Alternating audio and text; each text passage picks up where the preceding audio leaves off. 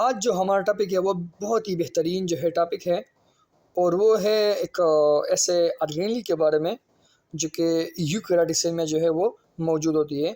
आप लोग ऑलरेडी जो है मैंने ये जो है एक वीडियो अपलोड की है यूट्यूब पर। इसमें मैंने आप लोगों को कहा है कि प्रोकैरियोट्स कौन से जो है होते हैं, यानी कौन से सेल जो है उनको हम प्रोकैरियोटिक कह सकते हैं और कौन से को हम जो है यूकेरियोटिक कह सकते हैं। सो ये जो ऑर्गेनेल आज हम डिस्कस करने वाले हैं, तो ये सिर्फ और सिर्फ जो है यूकेरियोटिक सेल में मौजूद होती है, जिसको हम कहते हैं मुख्तलिफ नाम से इनको हम जो है पुकारते हैं। हम उनको ये भी कह सकते हैं गल्जी पैरेटिस, हम इसको ये भी कह सकते हैं गल्जी कम्प्लेक्स, गल्जी बॉडी, और सिंपली इसको हम ये भी कह सकते हैं गल्जी। टर्म है जिसको हम कहते हैं एंडोमेम्ब्रेन सिस्टम, ये जो है पाया जाता है साइटोप्लाज्म में यूकेरियोटिक सेल के। इसका मतलब ये होता है कि जितने भी आपके साथ जो है ऑर्गेनेल्स होती है और उसके इर्द गिर्द जो है मेम्ब्रेन जो है मौजूद होती है, जैसे माइटोकॉन्ड्रिया हो गया, क्लोरोप्लास्ट हो गया, इसके अलावा जो है न्यूक्लियस हो गया, और इसके अलावा जो है गल्जी बॉडी जो कि आज हम डिस्कस करने वाले हैं। सो बिकॉज इन सारों जो है ये जो सारे ऑर्गेनेल्स है इसके इर्द गिर्द जो है मेम्ब्रेन मौजूद होती है। ये सारे जो है इसको हम कहेंगे, जितने भी सारे ऑर्गेनेल्स है मेम्ब्रेन बाउंडेड, इस सारों को हम कहेंगे एंडोमेम्ब्रेन सिस्टम। ये जो माइटोकॉन्ड्रिया है या अदर, जो गल्जी बॉडी है, तो ये भी जो है एक मेम्ब्रेन बाउंडेड ऑर्गेनेल है। तो ये भी जो है एक पार्ट है एंडोमेम्ब्रेन सिस्टम का यूकेरियोटिक सेल के साइटोप्लाज्म में। अगर हम जनरल बता दें कि इसका काम जो है क्या होता है, तो जनरल इसका काम यही होता है कि ये क्या करता है, फॉर एग्ज़ाम्पल कोई प्रोटीन जो है बाहर से आया, कोई और जो है हमारे साथ जो है एक ऑर्गेनेल है जिसको हम कहते हैं एंडोप्लाज्मिक रेटिकुलम। वहाँ से प्रोटीन आया और वो जाएगा टू गल्जी अपैरेटस या गल्जी बॉडी, इसको आएगा। जब ये गल्जी बॉडी जो है, जब यहाँ पर ये प्रोटीन पहुँच जाता है, इसको हम क्या करते हैं, इसको हम जो है यहाँ पर पैकेज करते हैं। यानी जो है जिस तरह एक पोस्ट ऑफिस में जो है एक चीज़ आ जाता है, और हम क्या करते हैं, हम जो है इसको एक कार्टन में जो है इसको हम जो है कवर करते हैं, और फिर इसको हम कोई दूसरी जगह पर बेचते हैं। तो इस तरह जो गल्जी बॉडी है, तो यहाँ प्रोटीन आ जाता है, और फिर इसको जो है हम क्या करते हैं, हम इसको पैकेज करते हैं। जब वो आ जाता है एंडोप्लाज्मिक रेटिकुलम से, तो इसको हम पैकेज करते हैं, और फिर हम इसको जो है जहाँ ये जो प्रोटीन है ये रिक्वायर्ड है, तो वहाँ पर हम इस प्रोटीन को जो है फिर सेंड करते हैं। तो ये जो है एक बेसिक जो है डेफिनेशन है एक गल्जी बॉडी का, कि वो जो है क्या करता है। ठीक है, हम फर्दर जो है डिस्कस करने वाले हैं कि क्या क्या होता है, किस तरह से होता है, सब कुछ जो कि फंक्शन है इसका, तो वो किस तरह होता है वो डिटेल में हम डिस्कस करेंगे।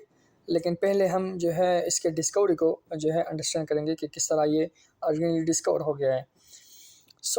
एक साइंटिस्ट था जिसका नाम था कैमिलो गल्जी। उन्होंने बिकॉज ये जो ऑर्गेनेल है ये बहुत ही जो है डिस्टिंक्ट है, यानी अलग एक जो है जगह पर मौजूद है, इसके इर्द गिर्द जो है इतना वो कोई और चीज़ इतना करीब नहीं है। तो एक तो इस वजह से, और ये दूसरी वजह ये थी कि ये जो है साइज़ में भी जो है लार्ज है। तो इस वजह से इन दोनों जो है रीज़न की वजह से ये जो है शुमार किया जाता है, जो पहल जो है जो ऑर्गेनेल डिस्कवर हुए थे, तो उनमें जो है इसको शुमार किया जाता है गल्जी पैरेटिस को। उन्होंने कैमिलो गल्जी ने अपना माइक्रोस्कोप यूज़ किया, और उनके ज़रिए जो है वो असल में नर्वस सिस्टम का जो है वो इन्वेस्टिगेशन कर रहा था, उसको स्टडी कर रहा था। तो इसी इन्वेस्टिगेशन के दौरान जो है उन्होंने इसी बॉडी को जो है डिस्कवर किया, और उन्होंने जो है इसको एक नाम दिया इंटरनल रेटिकुलर apparatus। अब जो है फिर बाद में लोगों ने जो है ये जो है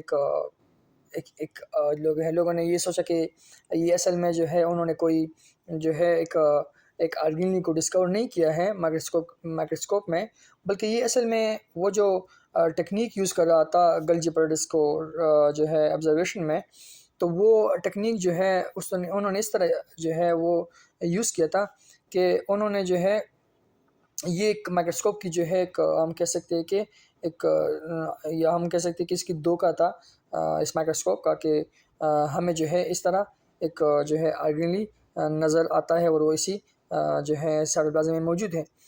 सो बहुत सारे लोगों ने इस ये जो है बहुत सारे जो है ये जो है वो उन्होंने क्रिटिसाइज़ किया इस चीज़ को कि ये मतलब ये गलत कह रहा है। ये मतलब कोई आर्गेनली इस तरह जो है मौजूद नहीं है साइटोप्लाज्म में। बाद में जो है जब 20th सेंचुरी आ गई तो उसी दौरान जो है इसी सेंचुरी में जो है बिकॉज मॉडर्न माइक्रोस्कोप आ गए तो उसकी वजह से जो है फिर उन्होंने इसी चीज़ को जो है ये जो आर्गेनली है इसको फिर कंफर्म किया कि हाँ ये आर्गेनली मौजूद है यूकैरियोटिस के साइटोप्लाज्म में। अब उसी दौरान जो है इसी गिल्जी बॉडी को जो है लोग मुख्तलिफ़ नाम से जो है पुकारते थे। उसमें जो है 2-3 ये है कि गिल्जी होम ग्रेन अपैरेटस और इसके अलावा गिल्जी होम ग्रेन डक्ट्स और इसके अलावा गिल्जी कोप्स जो है अपैरेटस।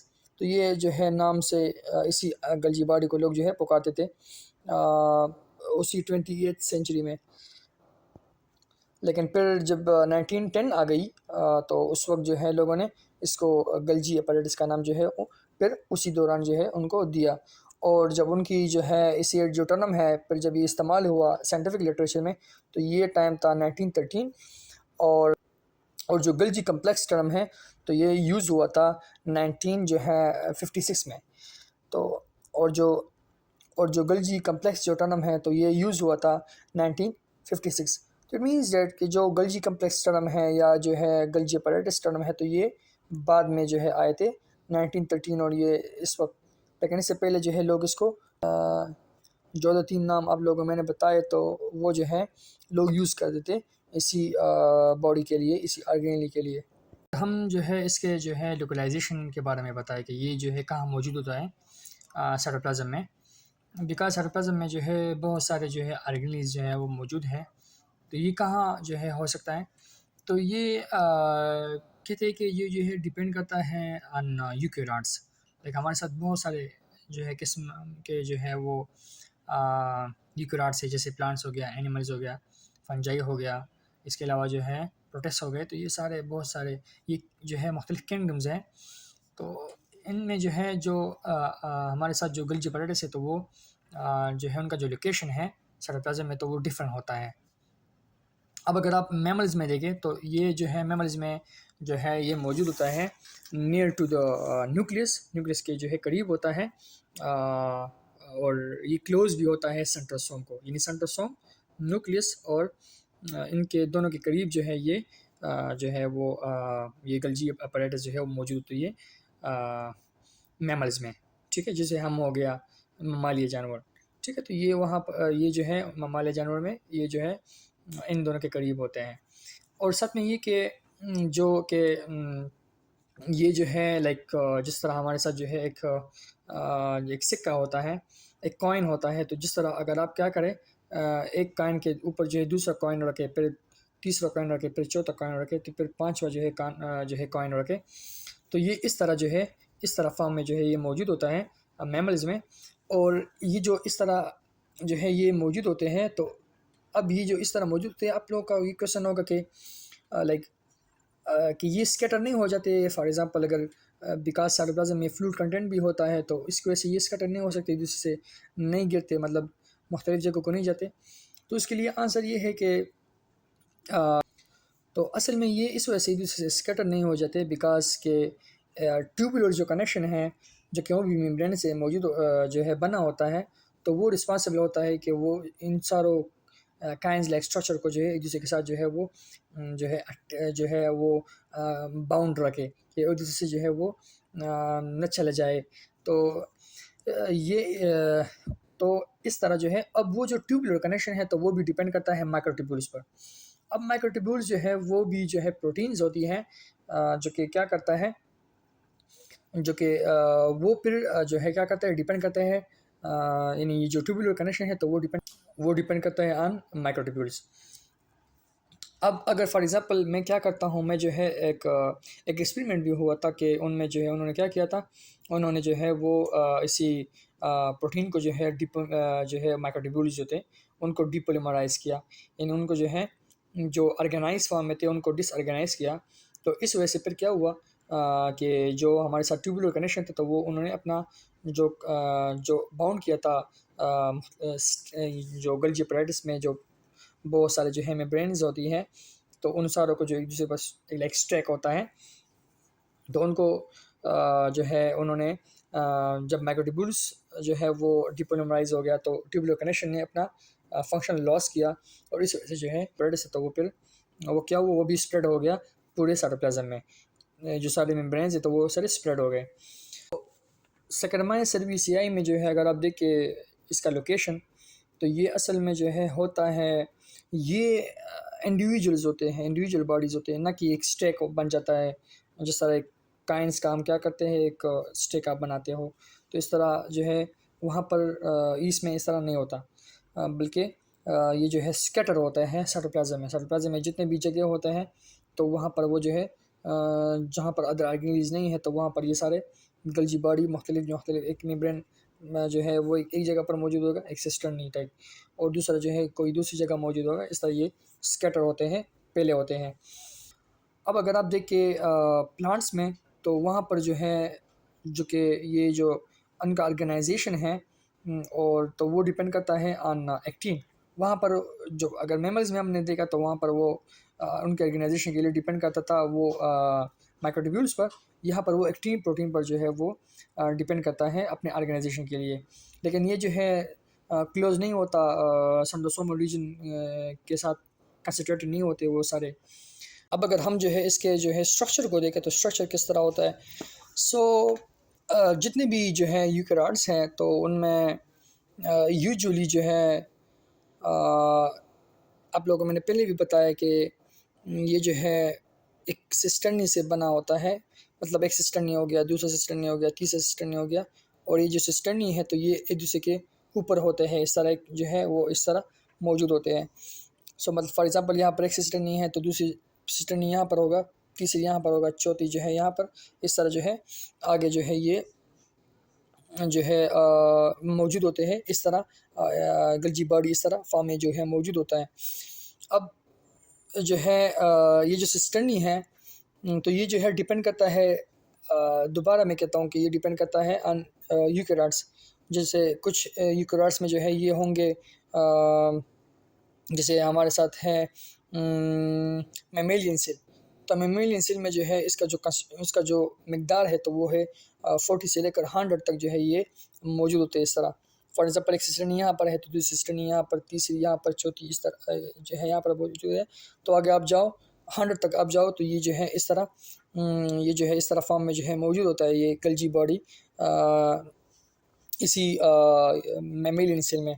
अब अगर आप देखें कोई अदर सेल जैसे प्रोटेस्ट को देखो तो उनमें जो है ये 60 तक भी जो है ये जो है मौजूद हो सकता है। यानी जो कि हम कहते हैं गल्जी अपैरेटस या गल्जी कम्प्लेक्स, तो ये कुछ भी नहीं है, जस्ट जो है सिस्टर्नी होती है, और वो सिस्टर्नी जो है बहुत सारे जो है मिकदार में वो मौजूद होती है। That is what the गल्जी complexes. ठीक है, गल्जी कम्प्लेक्स कोई और चीज़ नहीं है, जस्ट जो है वो एक पाइल होता है सिस्टर्नी का। एक सिस्टर्नी का जो है वो एक हम कह सकते हैं कि जिस तरह काइंस का जो है हम इस तरह एक स्टेक बनाए तो इस तरह ये एक स्टेक होता है सिस्टर्नी का। गल्जी कम्प्लेक्स कोई और चीज़ नहीं है, ठीक है। और अगर ये प्रोटेस्ट में देखो तो ये प्रोटेस्ट में 60 तक जो है ये मौजूद होता है, ये स्टेक जो कि सिस्टर्नी से बना होता है। अब अगर आप ये कि कोई और सेल तो उसमें और डिपेंड करता है फिर। अब टिपिकली जो है अगर हम देखें तो नॉर्मली हम अगर देखें तो यूकेरियोट में जो है ये 4 से लेकर 10 तक हो सकता है, ये जो है टिपिकली हम कह सकते हैं। लेकिन फिर अगर हम ऑर्गेनिज्म लेवल पर देख ले मुख्तलिफ ऑर्गेनिज्म तो उसमें फिर वो भी वेरी करता है। सो ये है आपके साथ जो है गल्जी अपैरेटस। और ये जो है ये जो सिस्टर्नी आपके साथ हो जाती है, स्टैक बन जाती है, सब कुछ आपको ऑलरेडी मैंने बताया कि क्यों बन जाती है, because of tubular connection and mammalian cell. और अगर आप प्लांट्स में देखें तो वहाँ पर उनके एक्टिन जो है रिस्पॉन्सिबल है इसके लिए। ओके, सो ऑर्गेनाइजेशन के लिए। अच्छा, सो अब हम डिस्कस करने वाले हैं कि ये जो गल्जी अपैरेटस है तो ये बन जाती है कैसे, हाउ जो है ये गल्जी अपैरेटस बन जाती है। सो ये बन जाती है from the endoplasmic reticulum. Endoplasmic reticulum से जो है वेसिकल आ जाता है, जिसमें आपके साथ प्रोटीन भी मौजूद होता है। तो वो वेसिकल वहाँ से आ जाता है और यहाँ जो है ये आपको जो है वो फ्यूज़ हो जाता है गल्जी अपैरेटस में, गल्जी अपैरेटस के साथ। तो इस तरह ये एक न्यू सिस्टम आपके साथ जो है बन जाती है। तो इस तरह जो पुराने होते हैं तो वो ख़त्म हो जाते हैं और जो कि न्यू आ रहे हैं तो वो बन रहे हैं, वो जो है न्यू आ रहे हैं। तो इस तरह आपके साथ जो है ये चीज़ सिलसिला जो है जारी होती है। जो ये गल्जी कम्प्लेक्स है तो ये फिर 3 पार्ट्स पर जो है मुश्तमिल होते हैं। एक अब हमारे साथ जो है होता है सिस गल्जी नेटवर्क, दूसरा होता है आपके साथ मेडियल और तीसरा होता है ट्रांस। तो ये 3 जो है आपके साथ जो है पार्ट्स होती है इसी गल्जी कम्प्लेक्स के। अब जो प्रोटीन आती है तो वो आएगी फ्राम एंडोप्लाज्मिक रेटिकुलम, ठीक है, वहाँ से प्रोटीन बन गई और वो वेसिकल में आ रही है। अब जब वो वेसिकल में आएगी तो वो जब करीब होगी गल्जी कम्प्लेक्स के, तो वो पहले जो सिस फेज है ना, तो उनके साथ जो है वो अपने आप को फ्यूज़ करेगा वो वेसिकल जो कि आया था फ्राम एंडोप्लाज्मिक रेटिकुलम। अब जब वो उनके साथ अपने आप को फ्यूज़ करेगा तो फ्यूज़ करने के बाद फिर क्या करता है, वो प्रोटीन को जो है वो छोड़ता है अंदर सिस्टर्नी में। तो यानी अंदर सिस्टर्नी में जो है ये प्रोटीन को छोड़ेगा। अब जब वो प्रोटीन को जो है सिस्टर्नी में छोड़ेगा तो इस तरह, और वो जो वेसिकल आई थी तो वो अब पार्ट हो जाएगी इसी गल्जी कम्प्लेक्स का। इसी तरह आपके साथ जो है एक न्यू सिस्टर्नी से पे जो है बन जाती है। तो इस तरह आपके साथ जो है एक गल्जी कम्प्लेक्स जो है वो बनता है फ्रॉम एंडोप्लाज्मिक रेटिकुलम। और इस तरह वो जो प्रोटीन है तो वो पहले आएगा टू सिस गल्जी नेटवर्क, फिर जाएगा टू मेडियल गल्जी नेटवर्क, फिर इसके बाद आगे जाएगा टू ट्रांस, और फिर ट्रांस से जो है वो फिर बाहर जाएगा।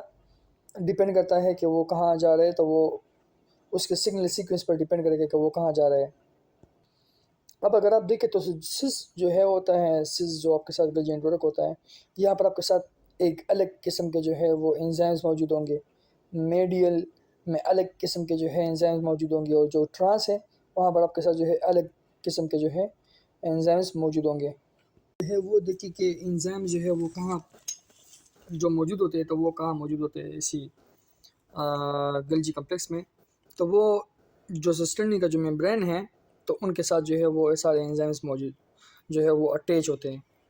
अब अगर आप जो है एंडोप्लाज्मिक रेटिकुलम में देखें तो वहाँ पर आपके साथ जो है एंजाइम सॉल्युबल होते हैं साइटोप्लाज्म में, लेकिन यहाँ पर वो जो है अटैच होते हैं मेम्ब्रेन के साथ। सिस्टर्नी का जो मेम्ब्रेन है उनके साथ जो है ये एंजाइम्स मौजूद होते हैं, उनके साथ अटैच होते हैं। अब इसके अलावा ये कि जो कि ये जो आपके साथ 3 कंपार्टमेंट हैं, यानी 3 आपके साथ जो है पोर्शन है इसी गल्जी कम्प्लेक्स के, तो ये तीनों जो है जिससे डिफरेंट है बेस ऑन बायोकेमिस्ट्री और जो मार्पोलॉजी है उसके बिना पर भी जो है वो डिफरेंट होते हैं। और साथ में ये कि जो मॉडिफिकेशन होती है, हम जो प्रोटीन को यहाँ पर मॉडिफाई करते हैं, तो वो जो है जो अर्ली मॉडिफिकेशन होंगी तो वो एसिस जो है वो एसिस फेज में होंगी, और फिर जब बाद में होंगी तो वो फिर मेडियल, और फिर जो है वो ट्रांस में जो है वो मॉडिफिकेशन होगी। तो वो जो मतलब डिफरेंट जो मॉडिफिकेशन होती है जो डिफरेंट जो है जगह पर वो होगी। अब जब ये मॉडिफिकेशन सारे हो जाती है एक प्रोटीन में, तो वो फिर ये प्रोटीन इनके साथ एक सिग्नल सीक्वेंस होता है, तो वो फिर या तो वो लाइसोसोम को जाएगी वो प्रोटीन, या तो वो जो है साइटोप्लाज्म को पहुंच जाएगी, साइटोप्लाज्म में उन्हीं प्रोटीन का चाहिए, तो फिर वहाँ पर हो जाएगी। या वो प्रोटीन जो है वो सेल सरफेस को पहुंच जाएंगी, जो आपके साथ जो है मेम्ब्रेन है, सेल मेम्ब्रेन है, वहाँ पर वो प्रोटीन चाहिए तो वो फिर वहाँ जाएगी। या वो आउटसाइड जो है वो प्रोटीन जो कि वो चाहिए तो वो वहाँ जो है वो जाएगी एक वेसिकल फॉर्म में जो है वो, जिसको हम फिर कहेंगे सिक्रीटरी वेसिकल, तो वो फिर वो बाहर जाएगी। तो इस तरह मॉडिफिकेशन के बाद जो है वो प्रोटीन फिर उनका जो डेस्टिनी है तो वो फिर डिपेंड करता है वो इनकी सिग्नल सीक्वेंस पर। इसके अलावा ये कि फॉर एग्ज़ाम्पल एक सेल है उनको जो है एक चीज़ का बनाना जो है ज़्यादा क्वांटिटी में चाहिए। और इसके अलावा ये कि फिर उसी जो है जो ये सेल होगा, तो इसी सेल में फिर जो है आपके साथ ये गल्जी कम्प्लेक्स का भी होना बहुत ज़्यादा जो है, यानी इसका जो नंबर होगा तो फिर वो ज़्यादा होगा, बिकॉज आपको जो है एक प्रोटीन का जो है ज़्यादा होना चाहिए।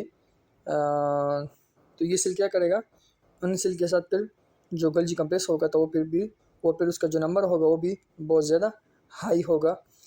जैसे हमारे साथ जो है प्लाज्मा बी सेल है, यानी वो सेल जिसको हम जस्ट प्लाज्मा सेल भी कहते हैं, जो कि एंटीबॉडी बनाता है। तो प्लाज्मा सेल जो है वो इसमें गल्जी कम्प्लेक्स जो है उसका नंबर बहुत ज़्यादा नंबर में जो है वो मौजूद है, बिकॉज क्योंकि वो प्रोटीन को वो ज़्यादा बनाता है। जो हमारे साथ एंटीबॉडी होती है वो प्रोटीन होती है, तो वो उनको ज़्यादा मकदार में जो है चाहिए, तो उस वजह से जो है उनमें जो है गल्जी कम्प्लेक्स का जो नंबर होगा वो भी ज़्यादा होगा। तो डिपेंड करता है सेल पर। अगर उनको प्रोटीन का ज़्यादा होना चाहिए तो फिर वो सेल में जो है वो उनमें गल्जी कम्प्लेक्स ज़्यादा होगा, और जिनको लिए कम एक चीज़ चाहिए, प्रोटीन कम चाहिए, तो फिर उनमें उसका मकदार कम होगा। गल्जी नेटवर्क है तो वो जो है बना होता है फ्रॉम मेम्ब्रेन स्ट्रक्चर, और साथ में जो है आपके साथ वेसिकल, इन दोनों से वो बना होता है। तो वो या तो अलग हो सकता है इसी गल्जी कम्प्लेक्स से, या उनके साथ जो है करीब होता है, क्लोज होता है उसके साथ। जो कि मेनली आपके साथ जो सिस्टर्न स्ट्रक्चर होता है तो वो आपको मेडियल, और जो आपके साथ सिस जो गल्जी नेटवर्क है वो दोनों आपको सिस्टर्न स्ट्रक्चर बनाता है। लेकिन जो आपके साथ ये ट्रांस होता है तो ये आपके साथ एक जस्ट मेम्ब्रेन स्ट्रक्चर होता है, और आपके साथ जो है वो वेसिकल, इन दोनों से वो बना होता है। जो है स्टडी करें इसके फंक्शन को, तो आप लोगों को मैंने पहले बताया कि प्रोटीन आएगा एंडोप्लाज्मिक रेटिकुलम से वेसिकल फॉर्म में, और फिर फ्यूज़ होगा सिस फेज से, और फिर वो जो है इसमें जो है मॉडिफिकेशन आएगी इसी गल्जी कम्प्लेक्स में, और फिर उसको लेबल करेगा इसी प्रोटीन को, और फिर वो जो है डिपेंड करता है वो कहाँ जा रहा है, लोकेशन पर डिपेंड करते हैं, तो उसके साथ वो सिग्निफिकेंस भी उस तरह होगा। तो मतलब हम यहाँ क्या करते हैं, गल्जी कम्प्लेक्स में क्या होता है, एक तो हम मॉडिफिकेशन करते हैं प्रोटीन का, साथ में इस पर हम एक लेबल भी डालते हैं। एक लेबल भी जो है हम जो है वो लगाते हैं। फॉर एग्ज़ाम्पल जिस तरह जो है वो जो आजकल जो डिलीवरी जो होते हैं, डिलीवरी जो हमारे साथ मुख्तलिफ जो है वो शॉप्स होती है, तो जिस तरह चीता है, ये सब कुछ तलाबट्टी, ये सब, तो ये क्या करते हैं, ये जिस तरह उनको पहले प्रोडक्ट रिसीव हो जाता है, और फिर ये क्या करते हैं, उसको एक जो है कार्टन में पैक करता है, और फिर उसके ऊपर जो है एक लेबल लगाते हैं। फॉर एग्ज़ाम्पल कि वो कहते हैं कि ये जो है महेसना को जाएगा, ये प्रोडक्ट इस जगह को जाएगा, तो एक पूरा एक सब कुछ के स्ट्रीट नंबर ये और ये सब कुछ। तो इस तरह हमारे साथ जो गल्जी कम्प्लेक्स है उसका काम यही है कि पहले क्या करते हैं, प्रोटीन को रिजर्व करते हैं फ्रॉम एंडोप्लाज्मिक रेटिकुलम, फिर इसको पैकेज करता है, और फिर इसके बाद जो है यानी उसे एक मेम्ब्रेन टाइप स्ट्रक्चर जो है वो अराउंड करता है, और फिर इसके बाद उसको लेबल करता है, और फिर इसको सेंड करता है उसी लोकेशन को जहाँ पर उनको जो है वो चाहिए कि वो वहाँ जाए। सो ये जो है इसका मेन जो है वो काम होता है, और वो किस तरह ये सब कुछ करता है या हम अभी जो है ज़्यादातर जो इसी गल्जी कम्प्लेक्स में जो काम होता है तो वो एंजाइम करते हैं। और वो एंजाइम क्या करते हैं कि वो जो है जो मॉडिफिकेशन वो लाते हैं, तो इसको हम कहते हैं पोस्ट ट्रांसलेशन मॉडिफिकेशन। अब वो किस तरह करता है इसको अंडरस्टैंड करते हैं, तो फॉर एग्ज़ाम्पल जो लाइसोसोमल प्रोटीन होता है, और ये भी कि मतलब हर जो मॉडिफिकेशन होती है तो वो जो है वो डिफरेंट जगह होती है। कुछ तो मॉडिफिकेशन जो है वो सिस गल्जी नेटवर्क में होंगी, कुछ मेडियल और कुछ में जो है वो ट्रांस में। सो ये भी हम अंडरस्टैंड करते हैं। सो जो कि सिस गल्जी नेटवर्क में जो मॉडिफिकेशन होगी उसमें एक एग्जांपल ये है कि फॉर एग्जांपल अगर लाइसोसोमल प्रोटीन है तो उन पर जो उनके साथ जो ओलिगोसैकेराइड है, जो शुगर यूनिट्स उनके साथ मौजूद होती है, तो उस पर जो फास्फोरस का ऐड होना होता है, तो ये सब कुछ जो है वो हमारे साथ सिस गल्जी नेटवर्क में होती है। तो हमारे साथ मेडियल जो है वो सिस्टर नहीं होती है, तो उनमें क्या होता है, उनमें ज़्यादातर हम जो है मेनोज रेडिजिडू को जो हम रिमूव करते हैं, या हम जो है एनएस्टाइल ग्लूकोज़मीन को जो है ऐड करते हैं। तो ये दोनों जो है हमारे साथ मेडियल जो है वो सिस्टर्नी में होती हैं। हम जो गैलेक्टोज को ऐड करते हैं या सियालिक एसिड को ऐड करते हैं प्रोटीन के साथ, तो वो जो है होता है ट्रांस गल्जी नेटवर्क में। तो अगर आप देखें तो जो हम मॉडिफिकेशन लाते हैं, तो या तो हम कोई जो है उनके साथ एक शुगर ऐड करेंगे या कोई अमाइनो एसिड ऐड करेंगे। तो इस तरह के साथ जो है ये मॉडिफिकेशन जो है, इसी सारे मॉडिफिकेशन को हम कहते हैं पोस्ट ट्रांजिशन मॉडिफिकेशन। और ये फिर जो है उनके लिए एंजाइम अलग अलग जगह होता है। फॉर एग्ज़ाम्पल कुछ के लिए जो है एंजाइम मिडिल में होगा, कुछ के लिए ट्रांस, और कुछ के लिए जो है वो सिस गल्जी नेटवर्क में जो है वो हमारे साथ वो उसके लिए एग्ज़ाम होगा। अलावा ये कि जो सिग्नल सीक्वेंस है वो भी ऐड करता है गल्जी कम्प्लेक्स में, तो वो उसी सिग्नल सीक्वेंस से जो है पता लग जाएगा कि वो कहाँ जा रहे हैं। तो अगर एक प्रोटीन जो है वो लाइसोसोम को जा रहा है, तो उसके लिए क्या करेगा गल्जी कम्प्लेक्स उसके लिए जो है वो मेनोज 6 फास्फेट जो है वो उसी प्रोटीन के साथ अटैच करेगा। तो ये सिग्नल सीक्वेंस हमें ये जो है वो पता से लग जाएगा कि ये प्रोटीन कहाँ जा रहा है, हमें डायरेक्ट पता लग जाएगा। और ये प्रोटीन फिर वो जो है क्या करता है, फिर वो लाइसोसोम को जो है वो जो है प्रोटीन पर पहुँच जाती है, बिकॉज उनके साथ सिग्नल सीक्वेंस जो है वो ये है। तो इस तरह एक सिग्नल सीक्वेंस भी जो है गल्जी कम्प्लेक्स जो है वो ऐड करता है, जिसको हम जो है जनरल अल्फाज में ये कहेंगे कि लेबल है। तो उसी लेबल से हमको सब कुछ पता लग जाता है कि कहाँ जा रहे हैं, कहाँ नहीं जा रहे हैं। गल्जी कम्प्लेक्स है उसका एक और फंक्शन ये है कि ये क्या करता है, ये जो है प्रोटीन को अटैच करता है विद ग्लाइकोज अमीनो ग्लाइकेंस के साथ, जिससे बन जाती है प्रोटियोग्लाइकेंस। और फिर वो प्रोटियोग्लाइकेंस जो है एक अनब्रांच पॉलीसेकेराइड है, जो कि एक्स्ट्रा सेलुलर मैट्रिक्स में जो है वो पाया जाता है, जो कि बहुत ज़्यादा ज़रूरी है। यानी एक्स्ट्रा सेलुलर मैट्रिक्स वो मैट्रिक्स होती है जो कि बिटवीन द सेल होती है। तो इस सेल के दरमियान एक सेल है, ये एक सेल है, इसके दरमियान जो जगह होती है इसको हम कहते हैं एक्स्ट्रा सेलुलर मैट्रिक्स। तो यहाँ पर वो प्रोटीन जो है पड़ जाती है।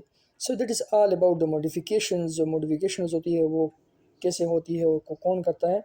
तो दैट इज़ जो हम, तो मतलब ये जो है आप लोग इस तरह समझ लिए कि गल्जी कम्प्लेक्स का दो ही काम है। एक होता है इसमें उनके साथ कोई जो है शुगर या कोई जो है वो अमाइनो एसिड या कोई और चीज़ जो है वो ऐड करता है। और इसके अलावा ये कि उनको उन पर सिग्नल सीक्वेंस भी उनके साथ आ जाती है।